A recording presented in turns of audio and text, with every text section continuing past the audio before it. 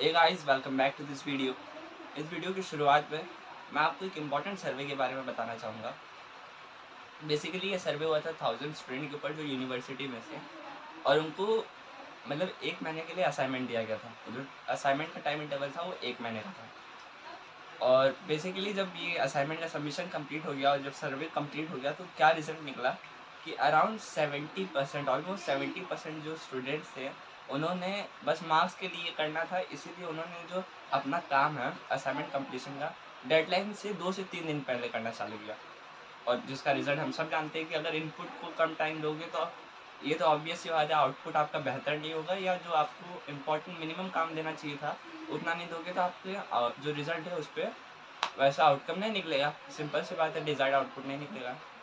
सो कुछ इस तरीके से था। अब ये स्टडी से क्या सामने आया कि मतलब जो कॉलेज यूनिवर्सिटी, अभी तो हम तो स्टूडेंट्स हैं या मेरे से छोटे भी जो वो अभी क्लास 10th या 12th या उसके बाद यूनिवर्सिटी हो जाएंगे, जो क्लास 12th या उनके ऊपर है, ऐसे बच्चे अगर प्रोकास्टिनेट कर रहे हैं, अपने आप को सेल्फ डिसिप्लिन नहीं रख पा रहे हैं, जो अभी सबसे इम्पॉर्टेंट लाइफ में क्रूशियल ईयर्स है जिसमें हमें सिर्फ मेहनत करनी चाहिए, इस टाइम पे अगर अपने आप को सेल्फ डिसिप्लिन नहीं रख पा रहे हैं तो कैसे हम आगे बिल्ड करेंगे, या कैसे अपने जो सबसे इम्पोर्टेंट काम है उसको करना कब चालू करेंगे अगर हम प्रोकास्टिनेट करते रहेंगे या छोटे मोटे चीज़ों पे फंसे रह जाएंगे। तो बेसिकली आज की इस वीडियो की मदद से मैं आपकी मदद करना चाहूँगा। 2 इम्पॉर्टेंट स्टेप्स है या 2 इम्पॉर्टेंट आप जो भी बोल सकते हैं ट्रिक्स है, इसको आप जैसे जैसे इम्प्लीमेंट करेंगे। मैंने बेसिकली ये एक आर्टिकल में पढ़ा था तो मैंने सोचा क्यों ना शेयर किया जाए ऑडियंस के साथ, सो दैट एवरीबॉडी जो ये प्रोकास्टिनेशन या सेल्फ डिसिप्लिन जैसे चीज़ों के बारे में और सीखना चाहता है। क्योंकि मैं बता दूँ, ये जो चैनल है कुणाल तिवारी करके, मेरा नाम कुणाल तिवारी है, ये चैनल की मदद से मैं सेल्फ डिसिप्लिन, प्रोकास्टिनेशन, क्योंकि ऐसी चीज़ें मेरे को रीड करना पसंद है तो शेयर करने में भी मेरे को बहुत सही लगता है। Self discipline, self confidence, self esteem, procrastination, productivity, इन टॉपिक्स पे मैं वीडियो लाते रहता हूँ। तो अगर आप इन टॉपिक्स पे वीडियो ढूंढ रहे हैं तो चैनल को ज़रूर सब्सक्राइब कर सकते हैं, जिससे हम साथ मिलकर कम्युनिटी के जैसे काम कर सकते हैं और अपने जो वर्क है उसको रोज़ फोड़ के रोज़ आगे बढ़ सकते हैं। सो आज की इस वीडियो में मैं आपको वापस बता देता हूँ, 2 इंपॉर्टेंट चीज़ें शेयर करने वाला हूँ, जिससे आप अपने लाइफ में मोर सेल्फ डिसिप्लिन रख सकते हैं, प्रोकास्टिनेशन को अवॉइड कर सकते हैं और प्रोडक्टिविटी अपनी एनहेंस कर सकते हैं, 0 to 1 की तरफ लेके जा सकते हैं। सो वीडियो स्टार्ट करते हैं। तो जो सबसे नंबर 1 कंसेप्ट, जो पहला कंसेप्ट है उसके बारे में बात करता हूँ। यहाँ पे मैं आपको 2 लिस्ट के बारे में बताऊँगा। पहला है टू डू लिस्ट और दूसरा है नॉट टू डू लिस्ट। दूसरे के बारे में मेरे हिसाब से अराउंड 90% ऑफ मेरे व्यूवर्स को नहीं पता होगा, या मतलब बहुत सारे लोग को जिसको टू डू लिस्ट पता है ना, उनको भी नॉट टू डू लिस्ट के बारे में नहीं पता है। क्योंकि ये मैंने एक बुक पढ़ी थी शायद से इंडिस्ट्रैक्टेबल या तो डीप वर्क, उधर पे ये कंसेप्ट मुझे समझ आया था। सो बेसिकली वहाँ का भी आपको सीखने मिल जाएगा। तो बेसिकली पहली बात, टू डू लिस्ट क्या होता है। आप सबसे इम्पॉर्टेंट जो आपके काम होते हैं, 4 से 5 इम्पॉर्टेंट काम, उसको आप सब काम में मतलब बोल सकते हैं, छोटे छोटे काम में ब्रेक कर सकते हैं, 3-3 हिस्से करके ब्लॉक में ब्रेक कर सकते हैं। जो बेसिकली ये ब्लॉक का मतलब ये होता है, जो मैनेजेबल पीसेस होते हैं ना, जिसके करने के लिए आपको एक्सटर्नल मोटिवेशन की ज़रूरत नहीं पड़ती है, ऐसे पीसेस होने चाहिए। बिल्कुल ये एकदम इंपॉर्टेंट पॉइंट याद रखना है। टू डू लिस्ट का यही मतलब है, आपको 4 से 5 इंपॉर्टेंट जो टास्क हैं वो अलग अलग वैरायटी के हो सकते हैं, कोई दिक्कत नहीं है, उसको अपने डेली टू डू लिस्ट बनाना है। उसके बाद आपके पास एक मतलब मंथली प्लानर होना चाहिए कि ये मंथ में मुझे ये करना है। फिर वीकली टारगेट होना चाहिए, 4 वीक हैं मेरे, ये चैप्टर्स या आप जो बोल सकते हैं असाइनमेंट प्रोजेक्ट ऐसे कंप्लीट हो जाएंगे। मतलब हर टास्क को आप अपने लिस्ट पे चढ़ा दीजिए, उसका आपको नाम लिख देना, जिससे आपके पास जैसे विजुअल आपके पास रहेगा तो आपको ज़्यादा रिमाइंडर अच्छे से आता रहेगा। तो पहले मैंने बात की आपको टू डू लिस्ट पे कैसे बनाना है वो भी बता दिया। सेकेंड थिंग जो होता है नॉट टू डू लिस्ट, ये कंसेप्ट कुछ इस तरीके से होता है। बेसिकली आपको एक दिन में क्या नहीं करना चाहिए। अब जो नॉट टू डू लिस्ट होता है इसमें बहुत सारे मिसकंसेप्शन होते हैं, जो मैं आपको बता देता हूँ।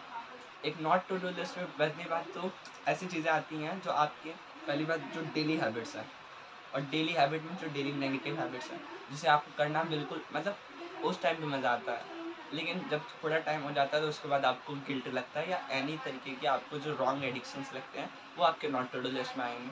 थर्ड थिंग ऐसे जिससे आप डेली डेली या हर समय डिस्ट्रैक्ट होते जाते हो, तो भी चीज़ें आपके नॉट टू डू लिस्ट में आ सकती हैं।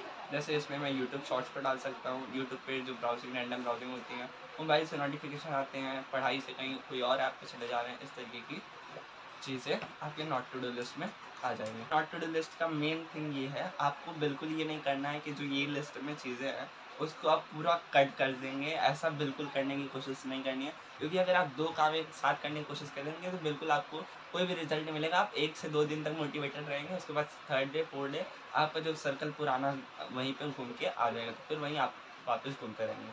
तो टू डू लिस्ट में आपका जो मैनेजेबल पीसेस हैं वो काम रख दोगे। और एक बात याद रखना है, अगर आपके पास टाइम कम है किसी चीज़ के लिए तो उसका आप 60 से 70% ही चीज़ें कंप्लीट करने की कोशिश करो। पूरा कंप्लीट करने की कोशिश मत करना, या टू डू लिस्ट में जो बता रहा हूँ कि आप फिर से मैं छोटे छोटे तोड़ के पूरा कर लूँगा, ऐसा नहीं होता भाई। जिसको जितना टाइम लगता है मिनिमम उतना टाइम देना ही पड़ता है। तो मेरे हिसाब से अगर आपको कोई चीज़ करना है तो उसका 60 से 50% कंप्लीट अच्छे से कर लो, वो बेस्ट रहेगा। तो यहाँ पे हो गया टू डू। और नॉट टू डू लिस्ट का मैं बस वापस बता दे रहा हूँ, ऐसी चीज़ें आपको जो आपको डेली डिस्ट्रैक्ट करती हैं, इनका बेसिकली इसका पर्पस ये रहता है, जैसे जैसे आपकी टू डू लिस्ट की चीज़ें ख़त्म होते जाएंगी, टिक होते जाएगा, या आज का काम ख़त्म हो गया, फिर सुबह का समझ लीजिए आपने सुबह से काम करना चालू किया है और उसके बाद अब दिन के 4-5 बज चुके हैं, तो अब थोड़ा थोड़ा ये वाले चीज़ें कंप्लीट हो गए हैं। मतलब एक तो आप काम छोड़ रहे हो, दूसरा अब आपको माइंड को रिलैक्स भी चाहिए, तो यहाँ पे आप नॉट टू डू लिस्ट की चीज़ें, क्योंकि ये अभी इम्पॉर्टेंट है, आपके रिपीटेशन इतने लग चुके हैं ये हैबिट्स के, आप इसको इतना जल्दी तोड़ नहीं सकते। तो इसको मिनिमाइज़ करने की धीरे धीरे कोशिश करना। एकदम मैं बोलता हूँ 1 से 2 महीने में एक आदत छोड़ो, फिर 2 से 4 महीने में एक आदत छोड़ो। सोचिए, अगर अभी आप परेशान हो, आप सोचते हो कभी कभी नहीं छोड़ पाऊंगा, लेकिन अगर आप लॉन्ग टर्म में सोचो 1 से 1.5 साल में अगर मैं इतना मिनिमाइज़ कर दूंगा तो फिर 10 से 15 साल बाद मैं कहाँ होऊंगा। कुछ लोग तो इसके सब सोचेंगे भी नहीं। तो अगर आप सोच रहे हैं तो बिल्कुल सही बात पे है, आप ज़रूर टू डू और नॉट टू डू के कंसेप्ट समझना। सेकंड पॉइंट जो सबसे इम्पॉर्टेंट है, फर्स्ट के बाद जो सबसे इम्पॉर्टेंट पॉइंट आता है, आपको वो करना है जो आपका ब्रेन नहीं बोल रहा है। एग्जैक्टली मैंने बोला, जो आपका ब्रेन बोल रहा है ना नहीं करना है, बस वो करना चालू कर देना है। अब यहाँ पे आप पोमोडोरो की मदद ले सकते हैं। बेसिकली अभी जैसे आपको सेल्फ डिसिप्लिन बिल्ड करना है, तो आपको समझ लीजिए कोई काम है, बेसिकली समझ लीजिए आपको कोई चैप्टर पढ़ना है, तो आपका ब्रेन पहली बात तो बहुत सारे हज़ारों चीज़ आपको बता रहा है, नहीं पढ़ पाएंगे, टाइम कम बचा है, पढ़ लेंगे तो भी ये सबसे ज़्यादा मार्क्स का नहीं है, वो कर लेते हैं, ये कर लेते हैं, अच्छा थोड़ी देर ये कुछ और कर लेते हैं। मतलब आपको हज़ारों चीज़ें ऐसे बताएगा जिससे आपको नहीं करना चाहिए। तो आपका ब्रेन अभी नेगेटिवली वर्क कर रहा है, इसको अपने तरफ से वर्क करने के लिए क्या करना पड़ेगा, बस काम करना चालू करना पड़ेगा। थोड़ी देर काम करो, जैसे मैंने आपको बोला पोमोडोरो 25 मिनट्स लो। अगर वो भी नहीं काम कर रहा है तो पोमोडोरो ऐसा भी होता है 10 मिनट्स काम करो, 2 मिनट ब्रेक लो, फिर 10 मिनट्स काम करो, 2 मिनट ब्रेक लो। तो 1 घंटे में आप 5-10 मिनट के पोमो कर लेंगे और टोटल 10 मिनट का ब्रेक हो जाएगा। तो प्रोडक्टिवली आपका टाइम यहाँ पे भी बच रहा है। तो थोड़े थोड़े काम करो, उसके बाद ब्रेक लो। और ब्रेक में आपको बिल्कुल ऑनलाइन की तरफ नहीं जाना है, वॉकिंग कर सकते हो या कुछ भी ऐसा एक्सरसाइज स्ट्रेचिंग थोड़ा बहुत कर सकते हो। सेकंड पॉइंट मैंने क्या बोला फिर से समझा दे रहा हूँ, आपका माइंड जो चीज़ बोल रहा है नहीं करना है, बेसिकली वही चीज़ करना स्टार्ट करना है। अगर अभी आप वीडियो बैठ के देख रहे हो तो 1 मिनट के लिए बस खड़े हो जाओ। अपने आप को कंफर्ट जोन से जो बाहर निकालने वाली सिचुएशन है और अनकंफर्टेबल जोन में डालने वाली जो आदत है, वो आपको अपने अंदर इम्प्लीमेंट करना पड़ेगा। और मैं बता रहा हूँ अभी भी अगर आप इसको बहुत धीरे धीरे इम्प्लीमेंट करोगे, मैं नहीं बोल रहा हूँ कि आपको अभी से लग जाना है, आपका माइंड ये नहीं बोल रहा हूँ, एकदम धीरे धीरे स्मूथेस्ट पाथ लो, आप एकदम छोटे छोटे स्टेप्स लो। और उसके बाद आप देखोगे कि धीरे धीरे इम्प्लीमेंट करने से आप स्लाइटली बहुत ज़्यादा, जो उसको स्नोबॉल इफेक्ट बोलते हैं, इसके बारे में भी मैं फ्यूचर में कोई वीडियो लाऊंगा तो ज़रूर बताऊँगा। स्नोबॉल इफेक्ट बहुत धीरे धीरे, पहले तो ना पता भी नहीं चलता कुछ काम हो रहा है। अगर आप यानी से समझिए ग्राफ है, कुछ पता भी नहीं चलेगा काम हो रहा है, ये लगभग 2 महीना चलेगा, 4 महीना चलेगा।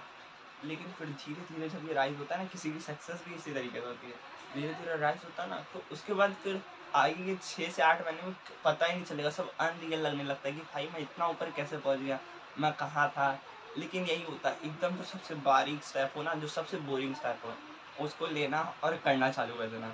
और मैंने बोला है आपको ये बर्डन नहीं लगेगा, प्रेशर नहीं लगेगा, अगर आपके पास ऑटोमेटिक टाइम है। और अगर टाइम नहीं है तो उसका भी सॉल्यूशन मैंने बताया। जो सबसे इम्पॉर्टेंट चीज़ है 60 से 70% उसका कंप्लीट करने की कोशिश करो, उसको ब्रेक डाउन करो। वो तो कर सकते हो ना, वो भी बेस्ट वर्कआउट और आउटकम निकालेगा, क्योंकि बहुत सारे लोग तभी भी डिस्ट्रैक्टेड रहते हैं, उतने अच्छे तरीके से नहीं करते हैं। तो सेकेंड थिंग मैंने बता दिया आपको, वो करना चालू करना है जो आपका ब्रेन बोल रहा है नहीं करने के लिए। बेसिकली गाइज अब मैं वीडियो के एंड में आ चुका हूँ। अब मैंने आपको, अगर आपने यहाँ तक वीडियो सही से देखा है तो मैंने आपको 2 स्टेप्स बताए थे। पहला है टू डू लिस्ट और नॉट टू डू लिस्ट का कंसेप्ट समझा। दूसरा आपको मैंने बताया कि आपको एग्जैक्टली वही करना चालू करना पड़ेगा जो आपका ब्रेन नहीं बोल रहा। और ये ज़रूरी नहीं होगा हार्ड काम होगा, ये बहुत छोटा काम हो सकता है, लेकिन मतलब मैं नहीं बोल रहा आपको पेन सहना पड़ेगा, नहीं, आपको बस अनकंफर्टेबल सिचुएशन में रहने की आदत डालनी पड़ेगी। मैं फ्यूचर्स में ज़रूर ऐसे वीडियो लाऊंगा इसके बारे में और अच्छे से समझाने के लिए। लेकिन अगर अभी तक वीडियो देख रहे हो और वीडियो पसंद आई है तो वीडियो को ज़रूर लाइक कीजिएगा, चैनल को सब्सक्राइब कीजिएगा, जिससे हम लोग एक कम्युनिटी जैसे जुड़ सकते हैं। और आपसे मिलते हैं अगले वीडियो में। पूरा देखने के लिए धन्यवाद।